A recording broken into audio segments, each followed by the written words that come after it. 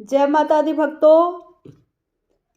नवरात्रों के इस शुभ पर्व पर ब्रह्मचारिणी माता के द्वितीय नवरात्रे पर आप सबको मेरी तरफ से बहुत बहुत शुभकामनाएं। तो भक्तों, आज मैं लेकर आई हूं आपके लिए एक ऐसे भक्त की कहानी जिस भक्त को भगवान ने वरदान दिया था कि तुम्हारा नाम पूरी दुनिया में मेरे भक्तों में से महान भक्त के रूप में प्रसिद्ध होगा। और भक्तों, वो भक्त ऐसे हैं कि जिसको आप सब जानते हैं, लेकिन अभी मैं पहले उनका नाम नहीं बताऊंगी आपको। उनके बारे में, उनकी कुछ विशेषताओं पर मैं थोड़ी सी रोशनी डालना चाहती हूँ। वो भक्त ऐसे हैं जिन्होंने कि अपने शीश को काट कर, अपने 10 के 10 शीश, मतलब कि 9 शीश उन्होंने काट कर भगवान को अर्पित किए थे। लेकिन जब वो अपना लास्ट वाला शीश काटने लगे तो भगवान वहाँ पे प्रकट हो गए, क्योंकि हमारे भगवान भोलेनाथ बहुत ही करुणामय दीन दयालु हैं। वो अपने भक्तों को तकलीफ में नहीं देख सकते हैं भक्तों। तो आप समझ चुके हैं कि मैं रावण जी की बात कर रही हूँ। रावण जी क्या हुआ कि एक बार वो बारिश में भीग गए, वर्षा में भीग गए।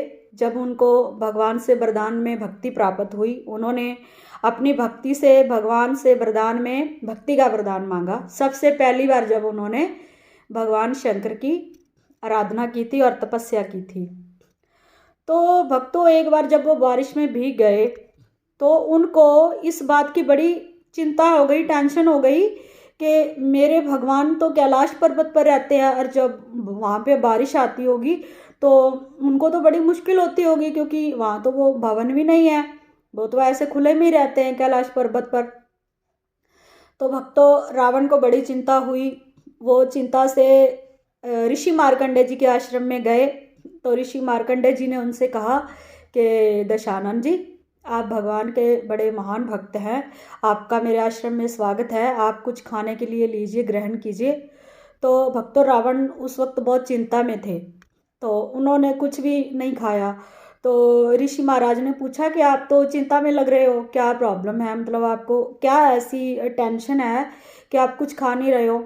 तो रावण ने बोला कि प्रभु मुझे बताइए कि कैलाश, जो ऋषि महाराज, कैलाश पर्वत का रास्ता बता दो मुझे, क्योंकि मुझे चिंता है कि भगवान को वो बारिश में जब भीगते होंगे, वहाँ पे आंधी तूफान भी आता होगा, तो वो कैसे रहते होंगे वहाँ पर, मुझे उनकी बड़ी चिंता हो रही है।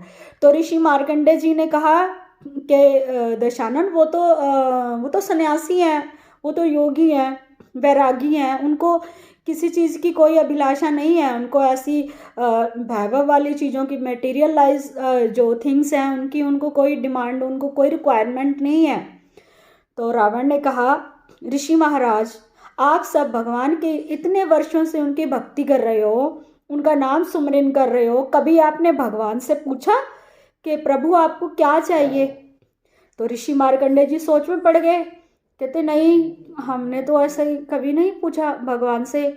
तो रावण ने बोला कि जो इंसान उनका नाम सुमरन करता है, उनका जप करता है, उससे उसको ही लाभ होता है, सुमरन करने वाले को। कहते कभी सोचा है कि भगवान को भी कुछ लाभ हो, हम कुछ ऐसा कार्य करें? तो भक्तों, रावण की सोच देख लीजिए, क्योंकि भगवान उनकी बुद्धि में निवास करते थे, उनके हृदय में निवास करते थे, तभी वो भगवान भोलेनाथ के महान भक्त बने। तो उसके बाद रावण जी अपने सौतेले भाई कुबेर जी के वहाँ गए। तो उन्होंने कुबेर जी का महल देखा, और कुबेर जी का महल देखते देखते उन्होंने सोचा कि मैं कुबेर से बोलूँगा कि भोलेनाथ के लिए एक महल बनाना है। तो कुबेर जी को तो उस वक्त अपने धन का इतना अहंकार हो गया था भक्तों, कि वो किसी को 1 रुपया देना भी मतलब उचित नहीं समझते थे, बहुत कंजूस बन गए थे वो। तो भगवान भोलेनाथ ने ही उनको वरदान में उनको भवन प्रदान किया था और धन दिया था कुबेर को। तो फिर कुबेर को भोलेनाथ जी ने सबक सिखाया। लेकिन ये कहानी एक अलग है, मैं रावण की बात कर रही हूँ, तो मैं आपको रावण जी के बारे में बताना चाहती हूँ। वो भी इसलिए क्योंकि उसका हमारे ज्योतिष में भी, शास्त्र में बहुत महत्व है। तो फिर भगवान भोलेनाथ की भक्ति से रावण ने एक रावण संहिता भी लिखी है, जिसमें उन्होंने भगवान भोलेनाथ से कृपा पाने के अलग अलग तरह के उपाय लिखे हैं। तो आज मैं आपको बता रही हूँ कि आप रावण ने जो लिखा है तांडव स्तोत्र, आप ये संध्या काल में प्रदोष काल में तांडव स्तोत्र कीजिए। अगर आपकी रावण की तरह भक्ति, धन, वैभव और यश पाना चाहते हैं तो भक्तों, तांडव स्तोत्र एक ऐसा स्तोत्र है जिस स्तोत्र को अगर आप रोज संध्या के समय में प्रदोष काल में भगवान भोलेनाथ के समीप बैठकर उनकी तस्वीर के सामने या शिवलिंग के सामने बैठ करके तांडव स्तोत्र का जाप करते हैं तो आपके सारे ग्रह शांत हो जाते हैं, आपके चंद्रमा बहुत मजबूत हो जाते हैं, आपके बृहस्पति ग्रह भी अच्छे हो जाते हैं और आपका जो बुध है जो आपको अच्छा बिजनेस देता है, तांडव स्तोत्र से आपको इससे भी आपके ग्रह अच्छे हो जाते हैं और आपको सभी सिद्धियां मिलती हैं। तो आज मैं बात करूंगी ज्योतिष में ऐसे योग की जिसमें के इंसान पर बार बार एलिगेशंस इल्ज़ाम लगते हैं। तो वो कौन सा योग है भक्तों?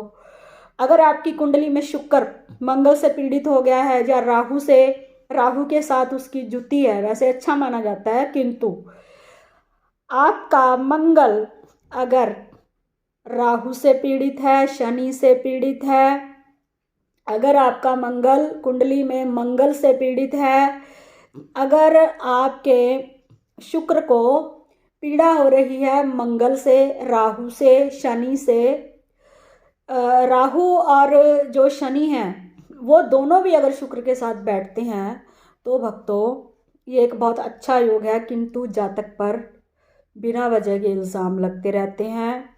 जो कांड जातक ने किया भी नहीं है उसमें उसका नाम आ जाता है, लेकिन राहु और जो शुक्र एक अच्छा योग माना जाता है, इसमें चरित्र पर इल्ज़ाम लगते हैं, आपके शत्रु भी बहुत पैदा होते हैं, किंतु वहाँ पे आपकी रक्षा भी होती है, आपको आपके ग्रह बचाते भी हैं।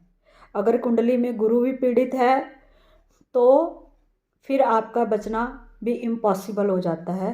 बाकी डिपेंड करता है कि आपकी कुंडली, आपके नक्षत्र, आपका जन्म नक्षत्र, जन्म लग्न सब देखना पड़ता है। उसी के आधार पर ही जो एक्यूरेट प्रेडिक्शन है वो की जा सकती है। तो इतना ही आपसे बताते हुए भक्तों आपसे विदा लेती हूँ। आपका दिन शुभ हो। इन नवरात्रों में आप सबकी मनोकामनाएं पूर्ण हो। जय माता दी।